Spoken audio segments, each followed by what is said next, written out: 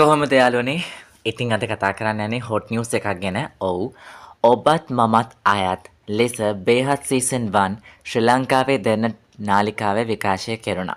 ඉතින් ඔබත් මමත් අයත් සීසන් 2 තාමත් ලංකාවට ඇවිල්ලා නැති වුණත් බේහත් සීසන් 2ත් මේ වෙනකොට විකාශය වෙලා අවසන්. කොරෝනා සමයේ ඊටමත් දුෂ්කරතා මැද විකාශය වුණු බේහත් සීසන් 2 අවසන් වුණ නමුත් දැන් අලුත් ආරංචි මාර්ග අනුව බේහත් සීසන් 3 විකාශය වීමට නියමිතයි. ඉතින් මේ රඟ දක්වන්නේ මෝසින් කාන් සහ ජෙනිෆර් වින්ගෙට්. ඉතින් ජෙනිෆර් වින්ගෙට් ඔයගොල්ලෝ දන්නවා මායා විදිහට තමයි මේකේ ජෙනිෆර් වින්ගෙට් රඟ දක්වන්න යන්නේ.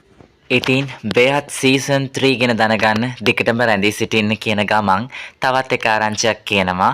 ඔබත් මමත් අයත් සීසන් 2 අපේ නාලිකාව විසින් ඉදිරියේදී හඬකෑම් කටයුතු කර ඕගොල්ලන්ට Facebook ඔස්සේ විකාශය කරන්න අපි සූදානමින් සිටිනවා.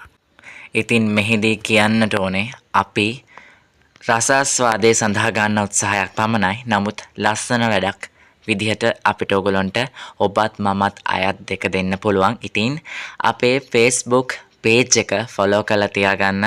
මොකද ළඟදිම දවසක මේ කතාව ඒ page එක තුලින් ඔයාලට දකින්න ලැබෙයි. ඉතින් තවත් දවසක ආයෙත් එන්නම්.